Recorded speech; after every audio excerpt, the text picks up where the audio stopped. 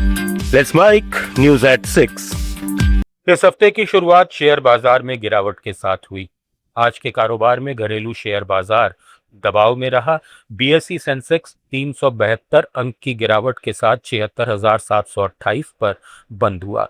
वहीं NSE Nifty भी 110 अंक फिसलकर 23,946 के स्तर पर बंद हुआ। बाजार में सबसे ज्यादा बिकवाली ऑटो, आईटी और मीडिया सेक्टर के शेयरों में देखने को मिली, जिससे प्रमुख इंडेक्स लाल निशान में बंद हुए। इधर सोने और चांदी की कीमतों में आज फिर तेज उछाल देखने को मिला। India bullions and jewellers association के मुताबिक 24 कैरेट सोने की कीमत 2,038 रुपए बढ़कर 10 ग्राम के लिए 1,42,000 रुपए पर पहुंच गई।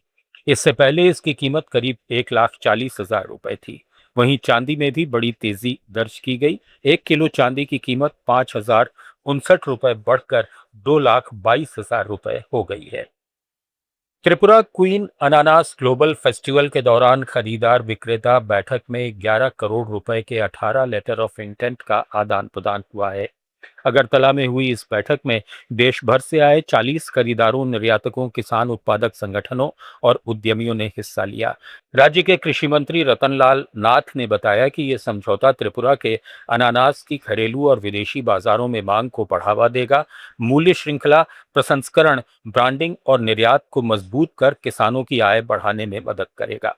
ये सौदा राज्य के कृषि निर्यात इकोसिस्टम को नई दिशा देगा और किसानों के लिए बेहतर बाजार अवसर पैदा करेगा।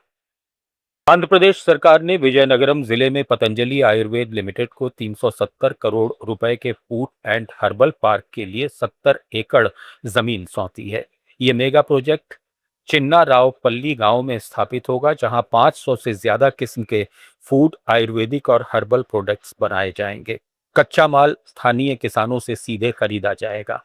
राज्य सरकार ने 131 करोड़ 41 लाख रुपए तक के विशेष इंसेंटिव्स मंजूर किए हैं, जो फिक्स्ड कैपिटल इन्वेस्टमेंट का 39.37% है। प्रोजेक्ट से 2000 से ज्यादा लोगों को सीधे रोजगार मिलने की उम्मीद है और उत्तर तटीय आंध्र में एग्रो प्रोसेसिंग को बढ़ावा मिलेगा। तमिलनाडु सिविल सप्लाईज कॉरपोरेशन हर साल ट्रांजिट लीकेज की वजह से 200 करोड़ रुपए से ज्यादा का नुकसान उठा रहा है।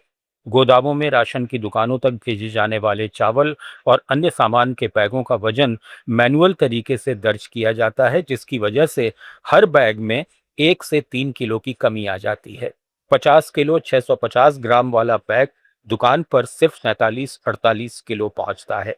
राज्य में 37,328 राशन दुकानों को हर महीने औसतन 125 से 200 बैग मिलते हैं और हर दुकान को महीने में 300-400 किलो चावल का नुकसान होता है। राज्य को हर महीने 3.5 लाख टन चावल की जरूरत है, जिसमें केंद्र से 1,94,000 टन प्रधानमंत्री गरीब कल्याण अन्न योजना के तहत आता है। सालाना खाद्य सब्सिडी पर करीब 14,500 करोड़ रुपए खर्च होते हैं। विशेषज्ञों का कहना है कि इलेक्ट्रॉनिक सिस्टम लगाने से ये समस्या हल हो सकती है, जिसकी लागत प्रति यूनिट सिर्फ 8 से 10 लाख रुपए है। नागालैंड के 10 सदस्यों के प्रतिनिधिमंडल ने त्रिपुरा के नवीकरणीय ऊर्जा कार्यक्रमों का अध्ययन किया। न्यू एंड रिन्यूएबल एनर्जी सलाहकार एयर पिक्टो शोहे की अगुवाई में दल ने पीएम कुसुम योजना के तहत of grid solar water pumping, grid connected solar plants, biogas और कम्युनिटी सोलर प्रोजेक्ट्स का निरीक्षण किया। त्रिपुरा में 80 और 500 किलोवाट जैसे प्लांट्स और 45 KLD solar water purification plant देखे गए। ये दौरा नागालैंड में सौर ऊर्जा, सिंचाई और ग्रामीण विद्युतीकरण को बढ़ावा देने के लिए ज्ञान साझा करने के मकसद से किया गया। बेंगलुरु के प्रस्तावित डबल डेकर मेट्रो कॉरिडोर पर भारतीय विज्ञान संस्थान के शोधकर्ताओं ने चिंता जताई है कि इससे यात्री निजी वाहनों की ओर लौट सकते हैं। अध्ययन के मुताबिक मेट्रो फेज 3 के साथ एलिवेटेड रोड जोड़ने से मेट्रो की दैनिक सवारी 8,09,000 से घटकर 7,98,000 रह सकती है। इससे निजी वाहनों का उपयोग बढ़ेगा, ईंधन खपत और उत्सर्जन में बढ़ोतरी होगी। पूरे प्रोजेक्ट का आर्थिक आंतरिक दर ऑफ रिटर्न सिर्फ 5.45% है, जबकि बेंगलुरु मेट्रो रेल कॉरपोरेशन के निवेश पर 9.07%।